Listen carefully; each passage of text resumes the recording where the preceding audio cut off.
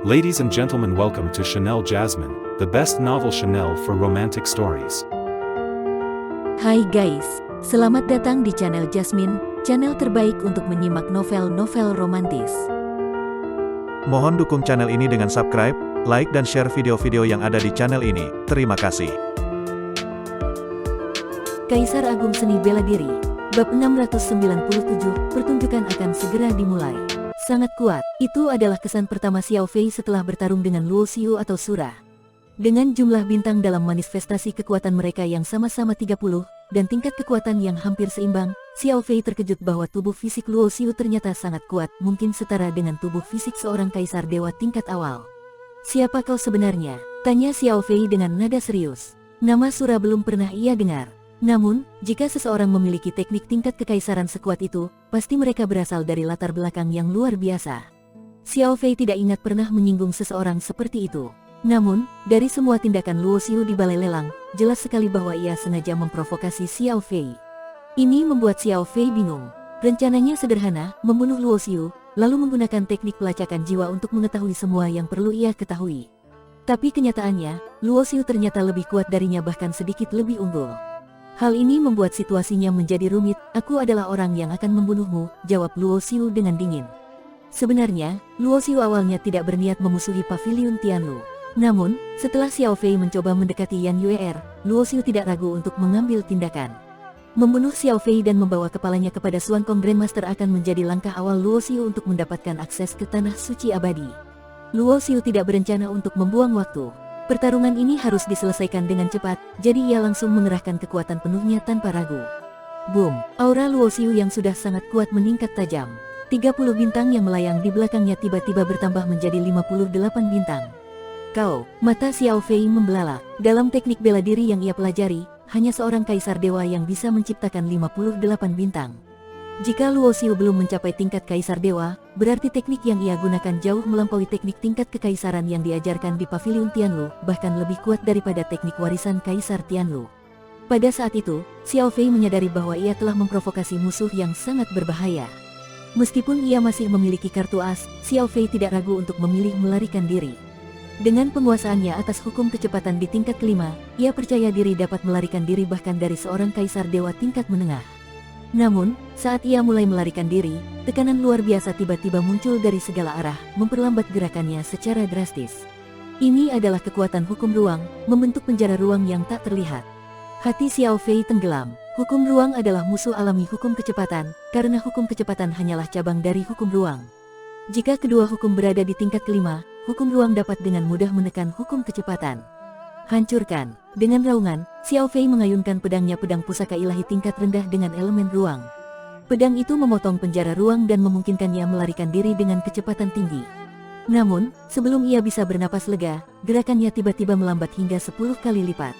Ini, hukum waktu. Mata Xiao Fei melebar karena terkejut. Dalam sekejap, ia merasa tubuhnya terlempar ke udara. Pandangannya berubah, dan yang terlihat hanyalah tubuh tanpa kepala miliknya sendiri. Di bawah tekanan gabungan dari hukum waktu dan ruang, tidak ada seorang pun di bawah tingkat kaisar dewa yang bisa melarikan diri dari Luo Xiu. Dengan satu ayunan, Luo Xiu memenggal kepala Xiao Fei.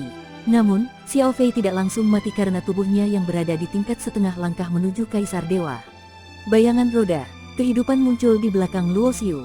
Dengan kekuatan hukum reinkarnasi, Luo Xiu melahap tubuh Xiao Fei, mencabut semua ingatannya, dan mempelajari semua informasi yang disembunyikan dalam pikirannya. Berbeda dengan teknik pelacakan jiwa biasa, Luo Xiu menggunakan kekuatan roda kehidupan untuk mencabut ingatan Xiao Fei tanpa memicu mekanisme perlindungan di lautan kesadaran Xiao Fei. Dengan metode ini, Luo Xiu mendapatkan informasi tanpa risiko memecahkan jiwa Xiao Fei atau mengacaukan ingatannya sendiri. Namun, memori Xiao Fei tidak memiliki banyak informasi penting. Satu-satunya hal yang relevan adalah rencana Sekte Tianyun untuk menjalin aliansi dengan Paviliun Tianlu melalui pernikahan, yaitu dengan menjadikan Hong Fei sebagai tunangan Xiao Fei. Sementara itu, jauh di Paviliun Tianlu, di aula tempat giok jiwa para murid inti disimpan, sebuah suara retak terdengar. Seorang tetua penjaga memandang ke arah pecahan itu dengan ekspresi serius. Sebagai tetua penjaga, ia tahu apa arti suara itu, kematian salah satu murid inti. Di Paviliun Tianlu, kematian murid inti bukanlah hal yang jarang. Banyak murid berbakat yang tewas selama perjalanan mereka untuk mencapai puncak kekuatan.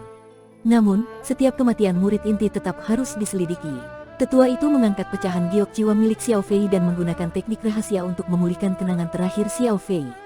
Orang yang membunuhku bernama Sura. Ketika tetua penjaga paviliun Tianlu memegang giok jiwa milik Xiao Fei, suara yang penuh kebencian dan ketidakpuasan terdengar jelas. Orang yang membunuhku bernama Sura. Dengan menggunakan teknik rahasia, tetua itu memutar ulang ingatan terakhir Xiao Fei. Ia menyaksikan dengan jelas seluruh pertarungan hingga kematian tragis murid inti itu di tangan Luo Xiu.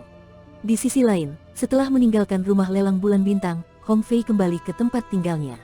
Sekte Tianyun memiliki properti di kota itu, dan di dalam kamarnya, ia duduk termenung, memandang kristal yang berisi api bintang cahaya.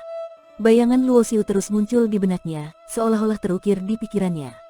Perasaan itu membuatnya bingung, tidak dapat dihilangkan begitu saja. Tiba-tiba, pintu kamarnya diketuk dengan tergesa-gesa. Seorang pelayan masuk dengan wajah panik. "Nona, sesuatu telah terjadi. Tuan Xiao Fei telah meninggal." "Apa?" Hong Fei tersentak, meski hatinya tetap tenang tanpa banyak emosi.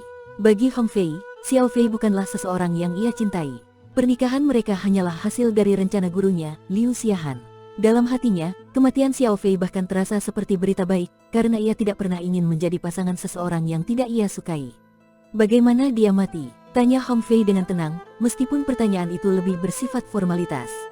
"Dia dibunuh oleh seseorang bernama Sura," jawab pelayan itu, sambil mengamati reaksi Hong Fei. Sebagai pelayan pribadi, ia tahu betul bahwa Hong Fei mengenal Sura. Hong Fei mengerutkan alisnya. Ingatan tentang Luo Xiu kembali muncul.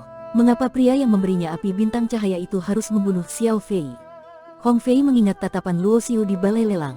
Tatapan itu penuh emosi dan keakraban, membuatnya bertanya-tanya apakah pria itu memiliki hubungan dengan masa lalunya, masa lalu yang telah ia lupakan sepenuhnya. Hong Fei ingin bertanya kepada gurunya, Liu Xiahan, tentang kebenaran masa lalunya. Namun, Liu Xiahan selalu bersikeras bahwa Hong Fei tumbuh besar di Sekte Tianyun sejak kecil. Dari hati kecilnya, Hong Fei tahu itu adalah kebohongan. Ia bisa merasakan bahwa ia kehilangan sebagian ingatannya, dan ia curiga bahwa gurunya menyembunyikan sesuatu darinya. Meskipun demikian, Hong Fei selalu waspada terhadap Liu Xiahan dan semua orang di Sekte Tianyun. Ia ingin tahu apa yang sebenarnya terjadi di masa lalunya, dan mengapa ingatannya hilang. Saat Hong Fei termenung, seorang wanita berbaju merah masuk ke kamarnya. Wanita itu adalah Liu Xiahan, gurunya sekaligus salah satu tokoh terkuat di Sekte Tianyun. Liu Xiahan, dengan senyumnya yang anggun, menatap Hong Fei. "Hong Fei, kau sudah mendengar tentang kematian Xiao Fei, bukan? Pembunuhnya adalah seseorang bernama Sura. Apakah kau mengenalnya?" Sebagai tokoh yang memiliki kekuatan besar, Liu Xiahan dengan mudah mengetahui apa yang terjadi di rumah lelang bulan bintang. Ketika nama Sura disebutkan, ia segera menghubungkannya dengan Luo Xiu. Beberapa tahun lalu, Luo Xiu hanyalah seorang kultivator tingkat rendah dari dunia bawah. Dalam waktu singkat, ia telah mencapai tingkat kekuatan yang setara dengan Kaisar Dewa. Bagaimana ini mungkin? Pikir Liu Xiahan. Ia tahu tentang sari cahaya abadi yang dimiliki Luo Xiu, yang memungkinkan percepatan waktu dalam pelatihan. Namun, pertumbuhan kekuatannya tetap terasa mustahil, bahkan dengan keuntungan itu. Liu Xiahan mulai merasa bahwa Luo Xiu menyembunyikan rahasia lain yang jauh lebih besar. Namun, saat ini, yang paling ia khawatirkan adalah apakah Hong Fei mulai menyadari siapa dirinya dan hubungan masa lalunya dengan Luo Xiu. Hong Fei, tanpa menyembunyikan apapun, menceritakan semua yang terjadi di balai lelang. "Aku tidak mengenalnya, juga tidak tahu mengapa dia bertanya hal-hal seperti itu kepadaku," jawab Hong Fei. Ketika Liu Xiahan mendengar bahwa Luo Xiu menanyakan tentang Yan Yuer dan Yan Siruo, matanya yang indah menyipit sedikit. Hong Fei, yang telah kehilangan ingatannya, tidak tahu bahwa jawabannya akan menambah masalah besar bagi Luo Xiu. "Xiao Fei memang memiliki ikatan pertunangan denganmu. Karena orang ini telah membunuhnya, Sekte Tianyun tidak bisa tinggal diam." Sambil tersenyum tipis, Liu Xiahan memberi perintah, "Tetua Qi, mulai sekarang kau akan menemani Hong Fei dan membantunya menangkap pria bernama Sura itu." "Dimengerti." Seorang lelaki tua berjubah hitam melangkah masuk dengan langkah mantap. Ia berdiri di belakang Hong Fei, tatapannya penuh dengan keseriusan dan rasa hormat. Sambil menyilangkan tangannya di belakang punggung, Liu Xiahan tersenyum sinis. "Seekor semut kecil dari dunia bawah. Ketika kau ditangkap oleh istrimu sendiri, aku ingin tahu apa yang akan kau rasakan." Bagi Liu Xiahan, Luo Xiu hanyalah seseorang yang beruntung. Namun, menurutnya, keberuntungan Luo Xiu telah habis. Tidak peduli seberapa jauh ia telah berkembang, pada akhirnya ia akan jatuh di tangannya. Pertunjukan ini baru saja dimulai, pikir Liu Xiahan, senyum dingin terpampang di wajahnya.